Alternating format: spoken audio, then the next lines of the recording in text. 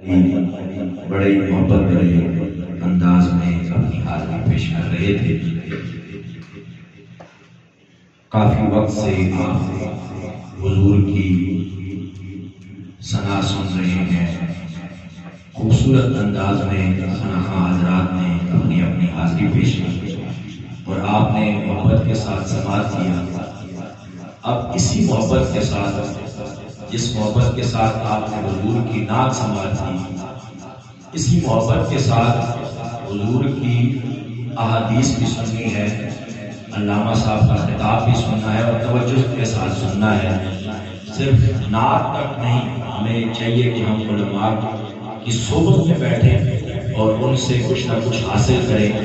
ابھی علامہ صاحب خطاب فرمائیں گے، آپ نے توجہ کے ساتھ، محبت کے ساتھ سننا ہے اور توجہ کے ساتھ سارا خطاب سننا ہے۔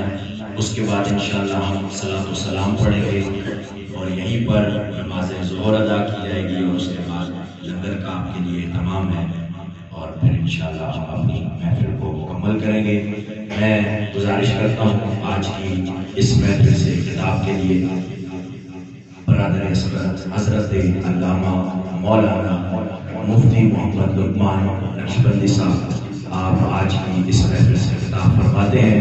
ایک محبت بھرا نعرہ لگائیے اور استقبال کیجیے۔ نعرہ تکبیر، نعرہ رسالت، نعرہ رسالت، نعرہ حیدری، نعرہ تحقیق، نعرہ غوثیہ، علماء اہل سنت، جشن میلاد مصطفیٰ۔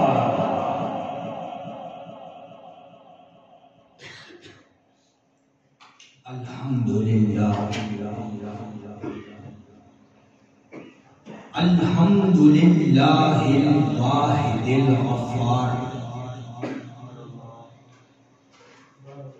والصلاة والسلام علی نبی الشاہد المختار،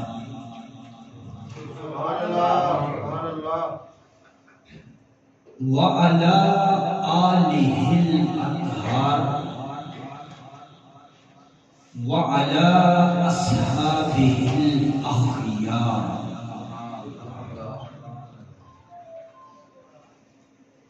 اعوذ باللہ من الشیطان الرجیم، بسم اللہ الرحمن الرحیم۔ وبشر المؤمنین بأن لهم من اللہ فضلا کبیرا۔ صدق اللہ مولانا۔ ببرکۃ ان اللہ وملائکتہ یصلون علی النبی یا ایھا الذین آمنوا صلوا علیہ وسلموا تسلیما۔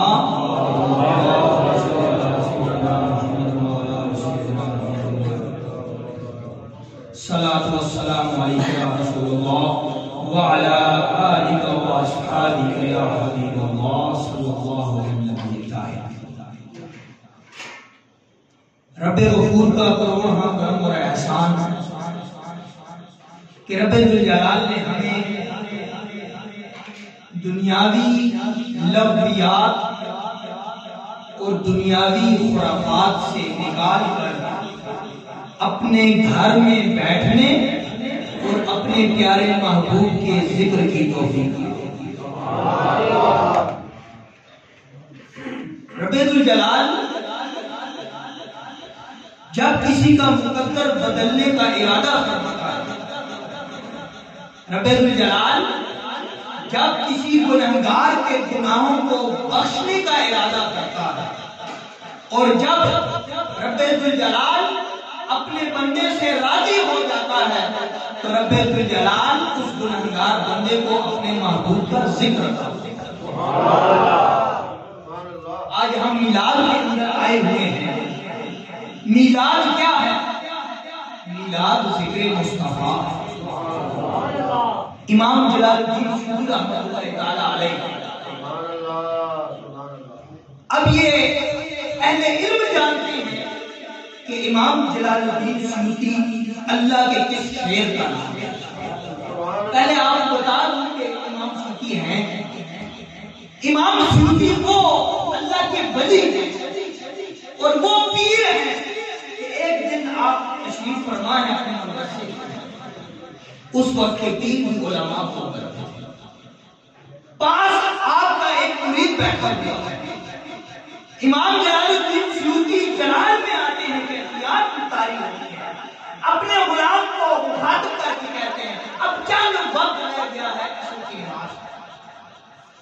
امام سیوطی اپنے مرید کو مخاطب کر کے کہتے ہیں پیارے چلو نا آج عصر کی نماز خانہ کعبہ میں کہاں پڑھ کر آتے ہیں؟ خانہ کعبہ میں پڑھ کر آتے ہیں. غلام ہاتھ جوڑ کر کہتا ہے حضور 1 مہینے کا سفر ہے. کتنے مہینے کا؟ 1 مہینے کا سفر ہے. آپ جلال میں ہیں, آپ پر کیفیت طاری ہے. آپ فرماتے ہیں کہ 1 مہینے کی مسافت تو اس کے لیے ہے جو اونٹ پر بیٹھ کر جائے.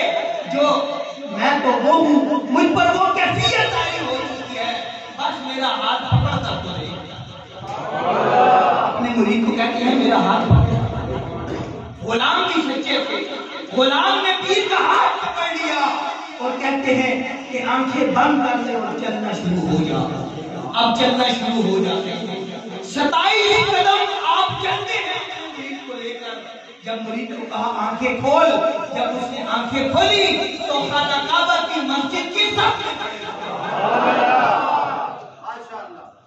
میں اس جلال الدین سیوطی کی بات کرتا ہوں. اور فقط اتنا ہی نہیں, آج ہم مہر علی کرتے ہیں.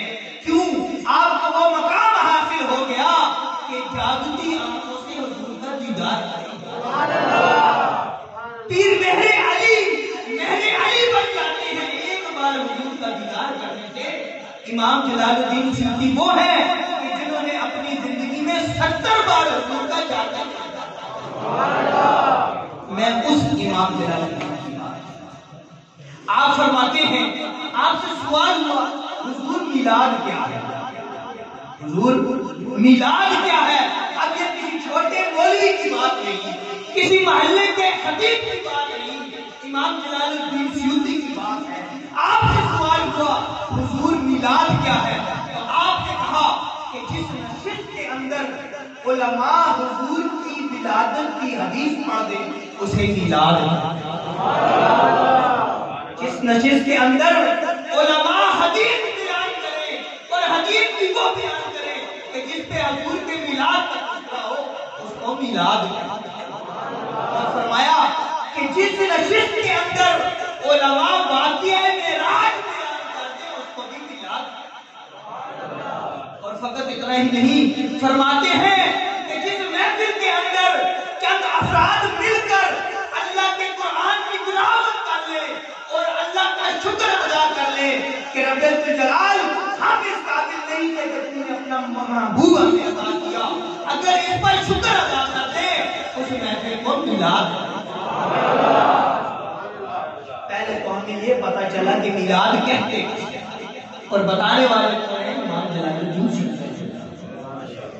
اب وہ حدیث بیان کرتے ہیں کہ جب حضور تشریف لاتے ہیں, صحابہ بیٹھے ہوئے ہیں, آپس میں گفتگو کر رہے ہیں, ہر صحابی اپنی داستان بیان کر رہا ہے.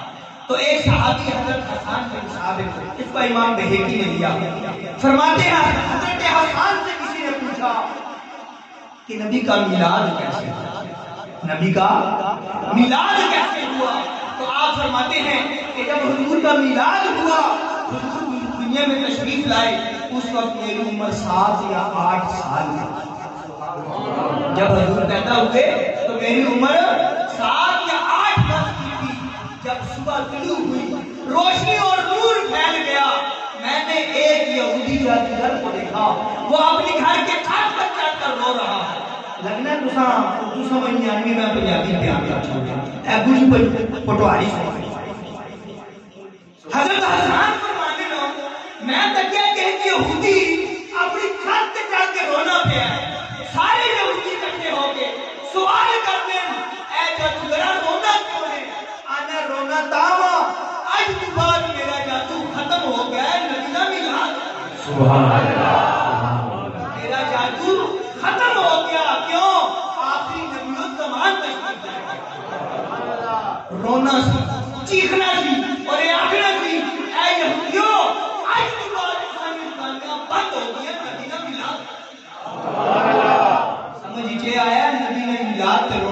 کوئی اور نبی نے میلاد کے رونا والے کوئی اور سن اور حسان بن ثابت فرمانے کہ میں کے تکنا جس صبح سرکار تشریف لے کے آنے میں جدو آسمان در تکیا کہ پرندے اڑ اڑ کر ایک دوسرے کے سامنے آ کر آنے مرحبا یا مصطفیٰ نعرہ تکبیر، اس طرح نہیں محبت کے ساتھ نعرہ تکبیر، نعرہ رسالت، نعرہ رسالت، نعرہ رسالت۔ حضرت عثمان بن ابی العاص کے صحابی رسول اللہ آپ اپنے گھر گئے اور اپنی والدہ کو پوچھے اماں جی جدو حضور نے میلاد ہوا سی تساں یاد ہے؟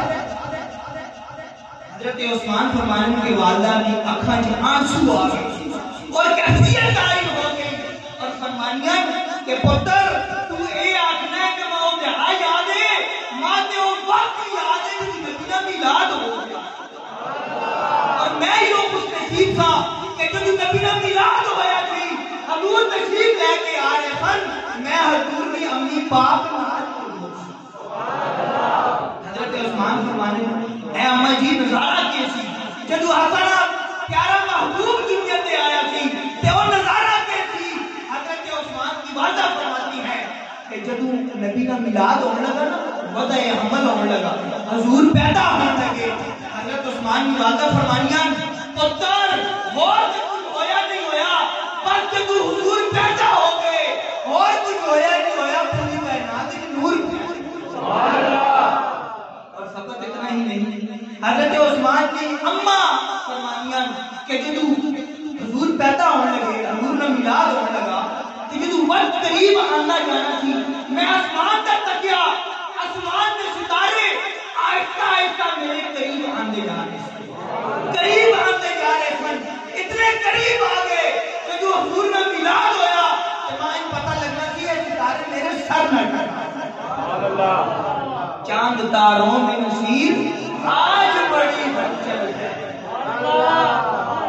پیر نصیر الدین صاحب جی کے شعر لکھا پھر یقیناً انہوں نے ذہن مبارک یہی چاند تاروں میں نصیر آج بڑی ہلچل ہے یہی آثار بتاتے ہیں کہ آپ آتے ہیں اے شعر کیوں اے شعر حضرت عثمان بن ابی العاص کی والدہ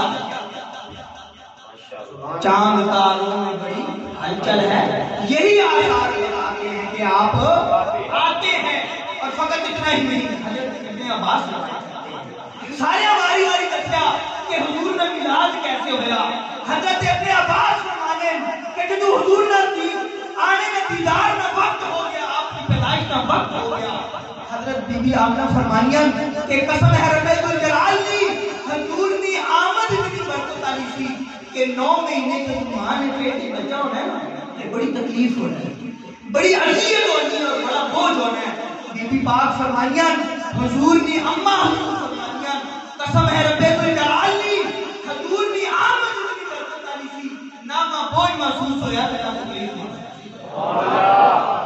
فرمانیاں کہ جب حضور نے میلاد ہو گیا حضور نے میلاد کی برکت ایسی بی بی پاک فرمانیاں کہ نور میری اکھاں میں بہ گیا اور اس نور کی برکت یہ ہو گئی کہ ماں کل کائنات کا نظارہ ایک لمحے میں اور جس نبی نے میلاد میں صدقے تھے اماں پاک کا اتنی طاقت نصیب ہوئی ہے اور نور اللہ آپ کے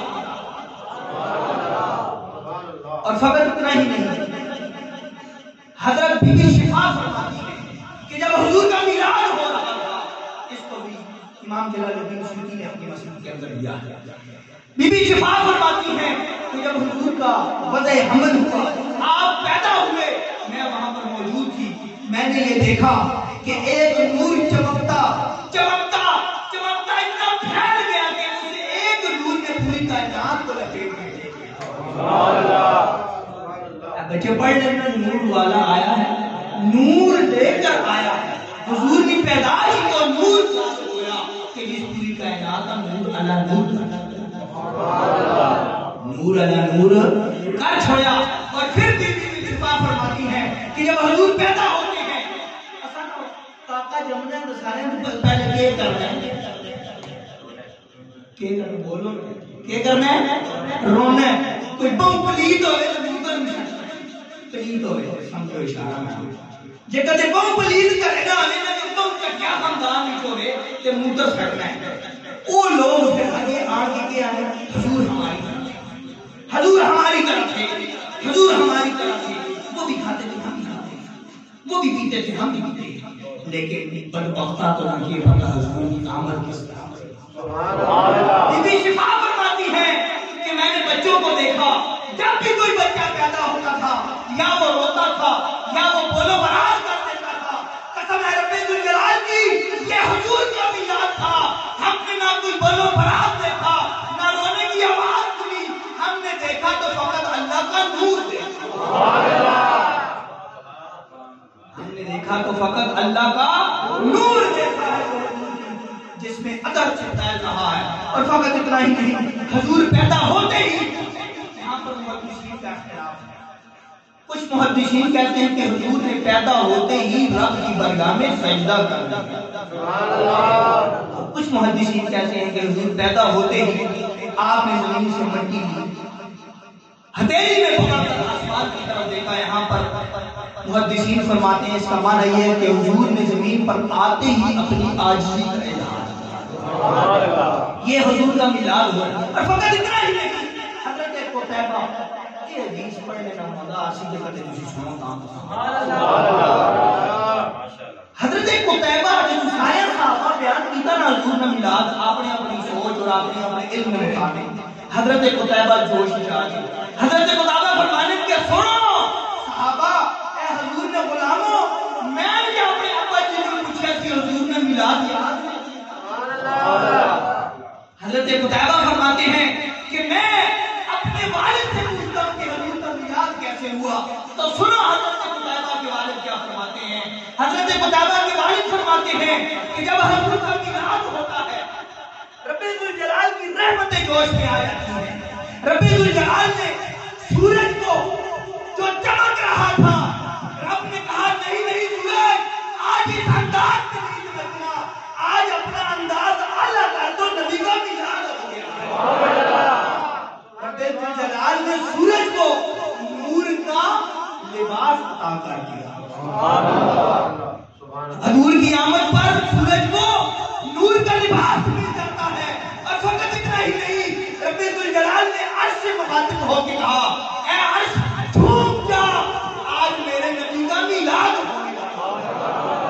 اور فقط اتنا ہی نہیں، رب ذوالجلال نے کہا اے فرشتوں عرش سے لے کر مکہ تک سب زمین کو گھیر لو، ادب سے کھڑے ہو جاؤ، درود و سلام پڑھنا شروع کر دو، میرے نبی کا میلاد ہو گیا.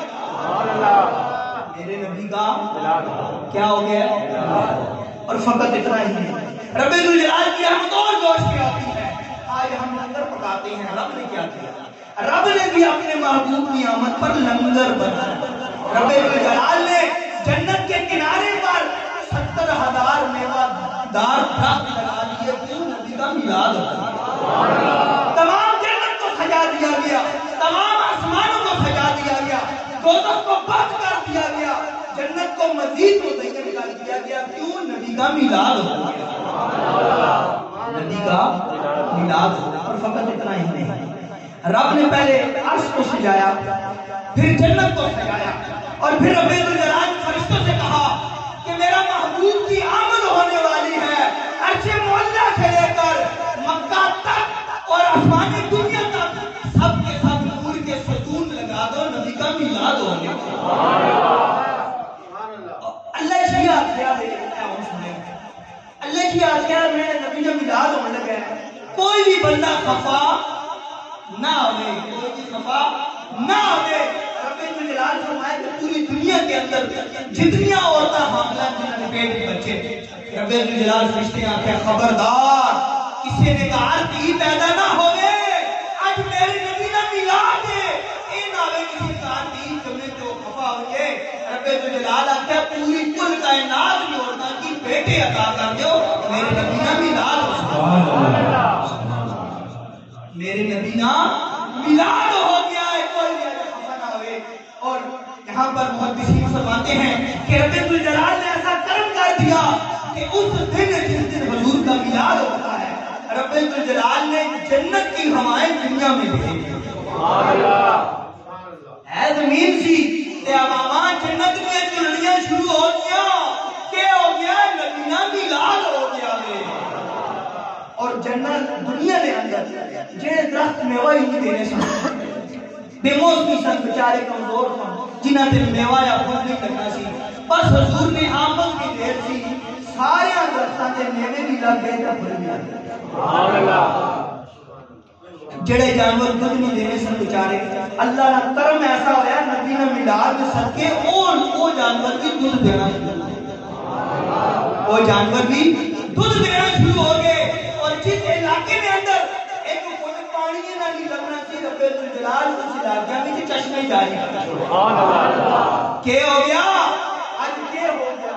آج عجب بہار کی وجہ ہے کائنات میں ہر شے کچھ کی ہویا ہے. ہر پاس آواز آنی سی مرحبا یا مصطفیٰ حضور تشریف حضور تشریف لے آئے ہیں. بس حضور نے آمد نہ سکتا سی. اور ایک حدیث کے اندر آگ میں پوجا ہونی سی سارے کا سجدہ کرنے سے تکلیف ہوئی آگ تے جب حضور نے میلاد ہوا تے وہ بجھ گئی. اسے آخر کہ آگ کیوں بجھ گئی ایسا سجدہ کیا بجھ گئی. اب وہ آگ بھی بول گیا تھا جو سارے دفعہ ہو گئی ہو شکر ہے آج میری جان چھوٹ گئی ہے. آج کے بعد میری پوجا نہ ہوتی. کیوں؟ کیونکہ نبینا میلاد ہو گیا ہے. دلے بولنے پہ حضور نہ کیا ہو گیا میلاد ہو گیا ہے. ہر پاس سے روشنائیاں بارہ ہو گیا. ایتھے محدثین فرمانے کہ رب کی رحمت اتنی جوش کی کہ رب الجلال کے سمندر ہے نا انہیں گہرا کر چھوڑا. ہم تو ساتھ میں ایک سوال پوچھنا کسی سارے سامنے کرائے بھئی خوشی بھی ساریاں طرح سے ٹھیک ہوں جڑی میں آپ سکتا ہوں. یہ سمندر گہرا ہے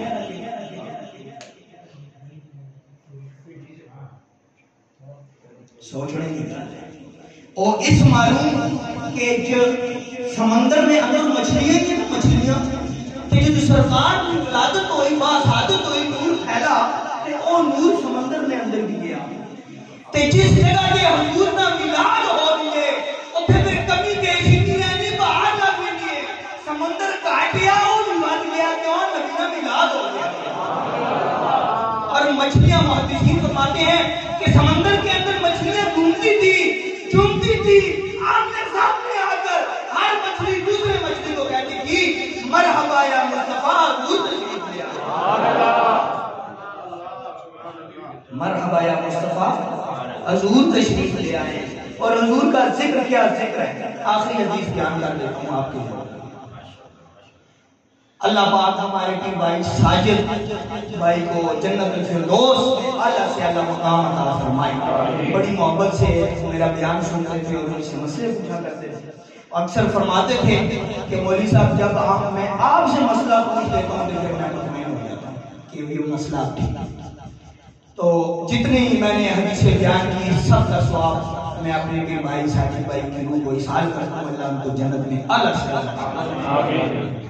حضرت امام جلال الدین سیوطی رحمۃ اللہ نے روایت کر دیا حضرت ابو ہریرہ راوی حضرت موسیٰ علیہ السلام. اب یہ کوئی چھوٹے نبی نہیں ہے. حضرت موسیٰ کلیم اللہ ہیں. آپ نے قرآن کے اندر پڑھا نا کہ حضور کا میلاد ہوگا آخری نبی تشریف لائیں گے پوری کائنات میں باہر آ جائیں گے اور آپ کی امت کے فضائل جب آپ نے پڑھے تو حضرت موسیٰ نے رب الجلال سے ایک کلام کیا.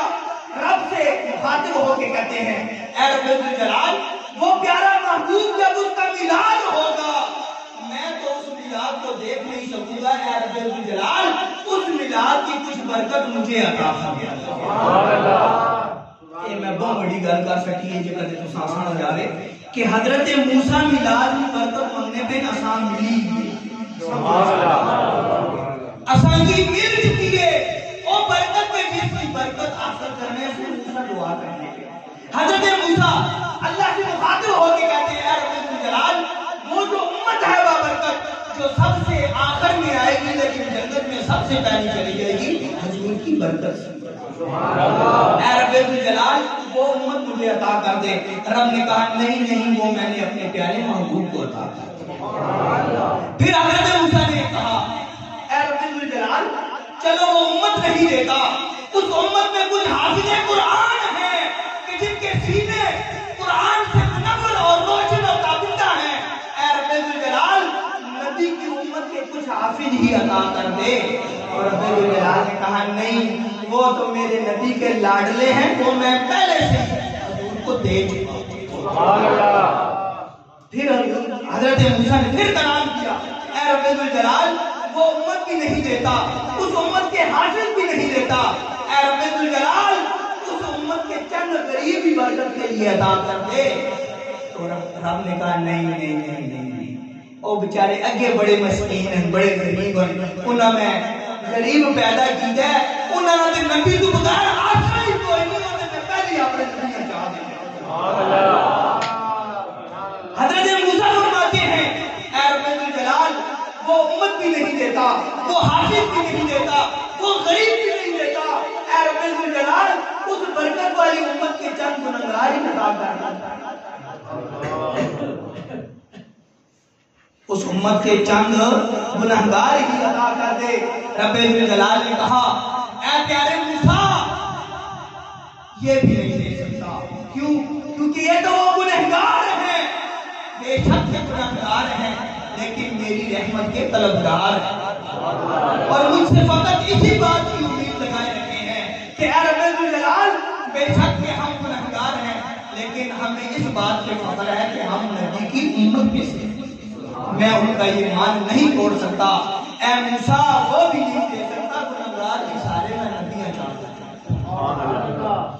پھر حضرت موسیٰ فرماتے ہیں اے رب ذوالجلال گنہگار بھی نہیں دیتا، غریب بھی نہیں دیتا، حفاظ بھی نہیں دیتا، اشخاص بھی نہیں دیتا، اے رب ذوالجلال میں برکت حاصل کرنا چاہتا ہوں، اس پیارے نبی کی برکت حاصل کرنا چاہتا ہوں، اس پیارے نبی کی امت کی برکت حاصل کرنا چاہتا ہوں، اے رب ذوالجلال پیارے محبوب کی امت میں سے چند عالم ہی عطا کرنا، چند عالم عطا کرنا۔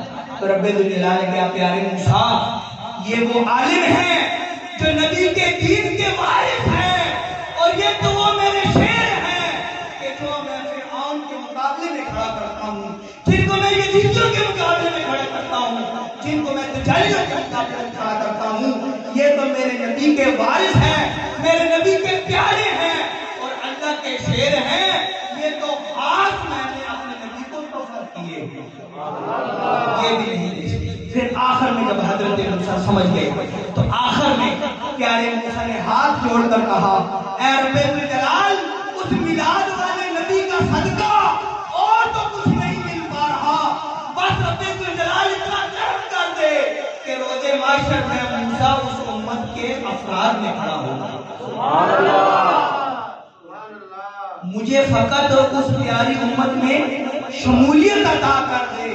یہ دعا یہاں پر محدثین فرماتے ہیں کہ جب پیارے موسیٰ نے یہ کہا کہ مجھے اس پیارے نبی کی پیاری امت میں شمار کر دے، اس وجہ سے رب ذوالجلال خوش ہو گیا اور موسیٰ سے راضی ہو گیا، اور فقط اس ایک جملے کی وجہ سے رب ذوالجلال نے موسیٰ کو موسیٰ کلیم اللہ بنا دیا۔